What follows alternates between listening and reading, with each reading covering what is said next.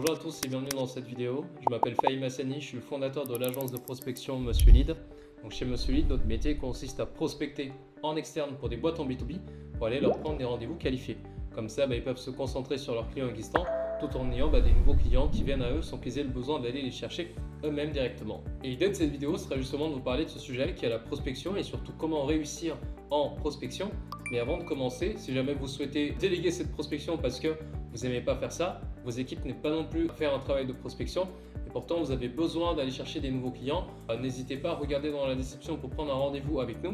Donc nous chez Monsieur Lead, tous les appels de prospection sont réalisés par des commerciaux experts seniors en France. Il n'y a pas d'appel qui va être fait à l'étranger. Donc si vous voulez de la prospection qualitative, qui va vous générer des rendez-vous qualifiés et des rendez-vous qui vont déboucher sur la signature de nouveaux contrats, prenez rendez-vous, réservez un appel et on se fera un plaisir de vous partager ce qu'on peut faire pour vous. Maintenant, on va parler donc de réussite en prospection. Quand on parle de réussite en prospection, on parle de deux éléments. Le premier, ça va être la capacité à prendre des rendez-vous lorsqu'on effectue des appels de prospection. Et le second, ça va être la capacité à convertir ces rendez-vous en nouveaux clients. Donc quand vous cherchez à réussir en prospection, c'est ces deux choses-là que vous cherchez à mettre en place. Numéro 1, comment je fais pour obtenir des rendez-vous qualifiés. Et numéro 2, comment je fais pour transformer ces rendez-vous-là en nouveaux clients. Peut-être en introduction, pourquoi est-ce qu'on parle de rendez-vous comme métrique phare? C'est parce qu'en fait, quand vous êtes en B2B, vous vendez du service, de la formation, l'expertise ou bien un logiciel. Souvent, le rendez-vous va être l'étape qui permet après de pouvoir avoir des nouveaux clients. Vous n'êtes pas un e-commerçant, si vous envoyez des gens sur une landing page, ils ne vont pas pouvoir acheter d'eux-mêmes.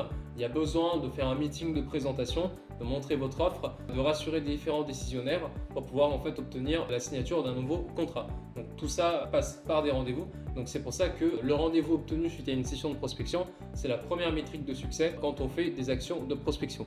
Donc là maintenant, ce qu'on va voir, ça va être qu'est-ce qu'il faut faire pour pouvoir obtenir des rendez-vous qualifiés. La première chose, elle est évidente, mais il faut la rappeler quand même, il faut appeler.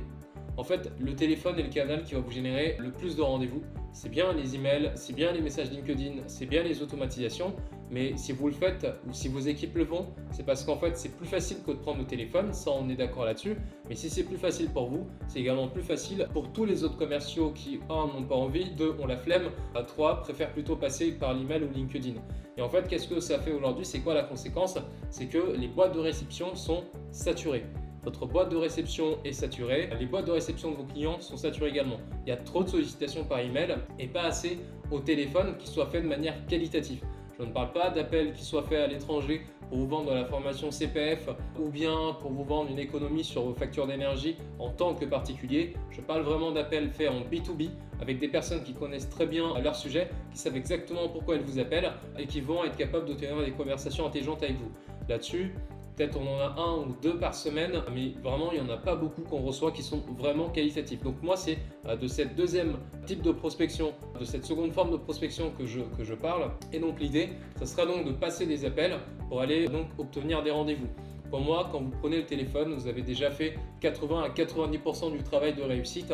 Le reste, c'est juste continuer à exécuter, continuer à numéroter, discuter, échanger, qualifier, disqualifier. Et en fait, vous allez comme ça pouvoir booker des rendez-vous. Le deuxième élément capital, c'est être dans la régularité. La prospection, c'est pas un travail qu'on fait en une journée, en une semaine, en un mois et puis en fait on s'arrête. C'est pour ça que d'ailleurs moi ça me fait un peu rire quand je vois des personnes se rassembler à faire des challenges, call où en fait voilà, ils vont essayer de mettre des petits jeux, ils vont être plusieurs dans une salle pour essayer de prendre des rendez-vous. Ça c'est bien pour faire de la communication. Par contre niveau impact, croissance, c'est assez limité en fait. Quand on fait de la prospection et qu'on veut vraiment réussir dedans, on cherche pas à avoir comme ça des pics de dopamine. En fait on cherche à mettre en place une action qui va être constante dans le temps, qu'on va peut-être augmenter en ajoutant des nouveaux téléprospecteurs. Et en fait, votre entreprise doit bénéficier chaque semaine ou chaque jour de nouveaux appels qui sont faits parce que c'est ce qui va vous permettre d'aller chercher les opportunités. Donc, ça, c'est vraiment le deuxième conseil. Et peut-être jusque-là, ça fait encore conseil bateau, mais c'est vraiment ça les fondamentaux. Et le paradoxe, c'est que surtout chez les nouveaux commerciaux, il y a une bonne volonté de chercher à s'améliorer, de chercher à optimiser, de mettre en place des bons workflows, de mettre en place des bons process, de choisir les bons outils. Et tout ça, c'est vraiment top. Mais ça fait partie des 20% qui génèrent... Non, ça fait partie des 80% qui génèrent 20% des résultats. Le 80% qui permet d'avoir 20%... Non, le 20% qui permet d'avoir 80% de la réussite, ça va être le fait d'appeler aujourd'hui, d'appeler demain, d'appeler après-demain, d'appeler la semaine suivante, le mois prochain, le mois d'après. Et c'est cette régularité qui va vous permettre d'aller chercher de la croissance au niveau de votre prospection. Le troisième conseil que j'aimerais vous donner, ça maintenant c'est un conseil un peu plus poussé. Et je pense qu'il sera surtout pertinent si vous appelez régulièrement et que vous avez déjà un bon niveau d'expérience. Mais c'est de savoir dans quel cas est-ce que votre offre est vraiment pertinente, dans quel cas est-ce que votre offre n'est pas très pertinente. En fait, quand vous allez appeler des gens, vous allez avoir des personnes qui sont dans plein de situations différentes. Par exemple, quand on appelle pour nos services de prospection, on appelle parfois des gens qui font déjà de la prospection. Et en fait, à partir de là, il faut chercher à comprendre, ok, mais du coup, monsieur le prospect, vous faites quoi comme prospection? Est-ce que vous faites de la prospection téléphonique, c'est un mix un peu des trois? Ah, bah en fait, on fait un peu des trois en effet, mais surtout de l'emailing et du LinkedIn quand on a un peu le temps. Et parce qu'en fait, nous, ce qu'on fait, on a une prestation uniquement sur de l'appel à froid. On va aller vous chercher des nouveaux clients. Donc, on appelle les personnes que vous n'appelez pas et qui sont potentiellement des clients pour vous. Et comme ça, on va vous chercher des opportunités. Donc ça, en fait, si moi, en tant que commercial, je ne sais pas dans quelle configuration est-ce que mon offre est pertinente, en fait, je ne peux pas traiter cette objection. Le prospect, en me disant qu'en fait, ils font déjà de la prospection, ça aurait suffi pour me dire « Ok, très bien, merci monsieur le prospect. » Et vous êtes sûr que vous ne souhaitez pas optimiser et voir quand même ce qu'on pourrait vous apporter? Non, je viens de te dire qu'en fait, on le fait déjà chez nous. Il n'y a pas grand intérêt. Par contre, si je creuse pour comprendre en fait, c'est quel type de prospection, c'est quel volume de prospection, en fait, je peux trouver des points de complémentarité qui peuvent rendre pertinent un rendez-vous et qui peuvent rendre pertinent notre proposition de valeur. A contrario, si jamais la personne me dit en fait aujourd'hui on fait 80% de notre prospection au téléphone, on a 2 commerciaux, donc 3 commerciaux qui font chacun à peu près une centaine de calls par jour, ils font à peu près 2-3 jours de vraie prospection par semaine. Là clairement on ne va pas du tout être pertinent, ils le font déjà très bien eux-mêmes, il n'y aurait pas grande plus-value à ce qu'on vienne en fait se mettre par-dessus leur système, il n'y a pas grand intérêt à ce qu'on puisse prendre un rendez-vous.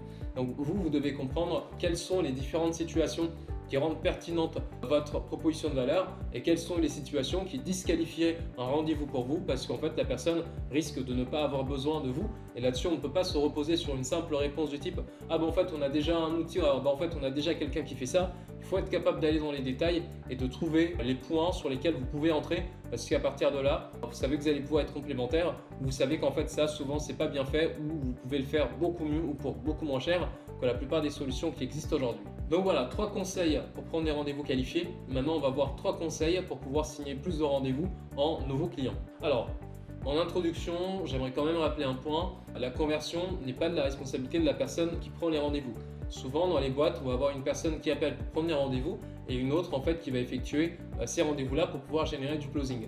Donc, quand vous avez pris le rendez-vous, en fait, vous n'avez plus vraiment de levier pour permettre en fait le closing.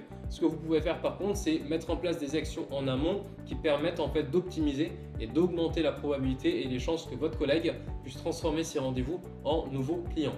Et donc, dans les choses que vous pouvez faire, vous pouvez déjà notamment commencer par vous assurer que vous appelez bien les vrais clients de la boîte. En fait, les listes de prospection sont souvent faites avec un peu d'approximation.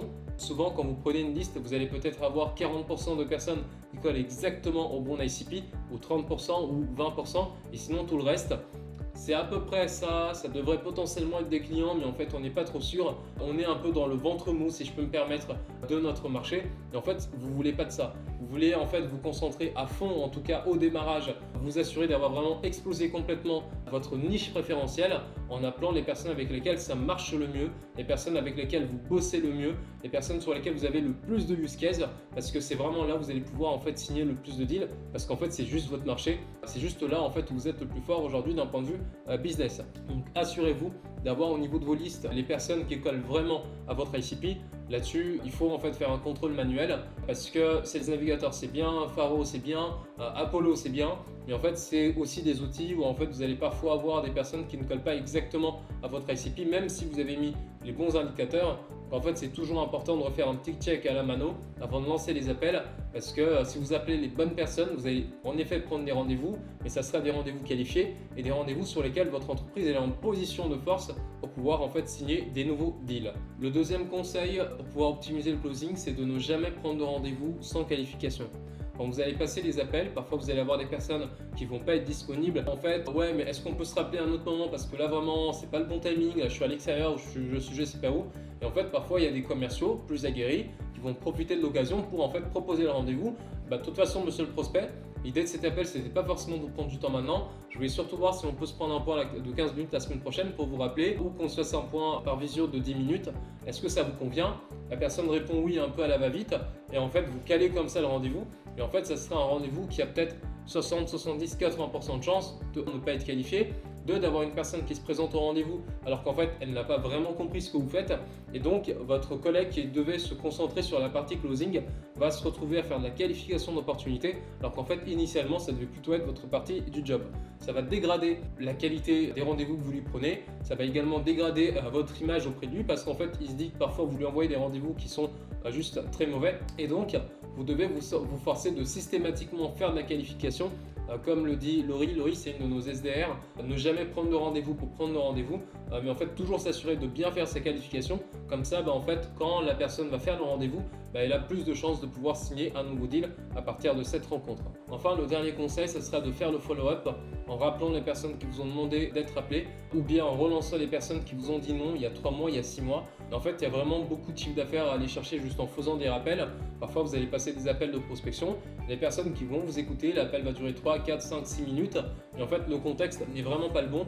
Peut-être que l'entreprise est en phase de structuration ou de restructuration, ou bien en fait il y a une actualité qui font qu'en fait actuellement ils ne peuvent pas en fait mettre en place votre produit ou votre solution, ou bien ils sont engagés avec quelqu'un et le contrat court jusqu'à la fin de l'année, donc c'est pas intéressant que vous rencontrez aujourd'hui. En fait, à partir de là, il faut que vous notiez ce genre d'infos et que vous rappeliez les prospects au moment où ils vous ont demandé à ce que vous les rappeliez. Et quand vous les rappelez, vous venez avec le contexte. Bonjour monsieur le prospect, on s'était eu au téléphone il y a 6 mois, vous m'aviez dit X, Y, Z, et donc vous m'avez demandé de vous rappeler aujourd'hui parce que potentiellement le timing serait plus idéal. L'idée de cet appel, c'est de voir si on peut se prendre du coup un rendez-vous pour présenter ce qu'on fait, parce que je pense qu'on peut vraiment apporter de la valeur maintenant que le contexte est le contexte qu'il est donc aujourd'hui. Donc voilà pour ça. Là, vous allez peut-être vraiment arriver sur le bon timing, sur le bon moment pour pouvoir les signer. Et donc voilà, faire les rappels, ça permet d'optimiser le taux de transformation parce que vous avez un contexte. Il y a déjà une préqualification qui a été faite il y a 6 mois, il y a 3 mois, il y a 1 an, il y a 2 ans. Et là, c'est peut-être le bon moment pour aller cueillir le fruit, closer le client parce que le timing vous est maintenant favorable. Donc voilà pour ces 6 conseils pour le coup pour réussir en prospection. On a vu 3 conseils pour prendre des rendez-vous qualifiés et 3 conseils pour transformer ces rendez-vous en clients. J'espère que cette vidéo vous aura aidé. Si jamais vous souhaitez déléguer votre prospection, encore une fois, regardez dans la description. Prenez un appel avec nous et on sera un plaisir de vous montrer comment on travaille et comment est-ce qu'on peut aller faire pour vous prendre des rendez-vous qualifiés et développer votre entreprise avec vous. Merci.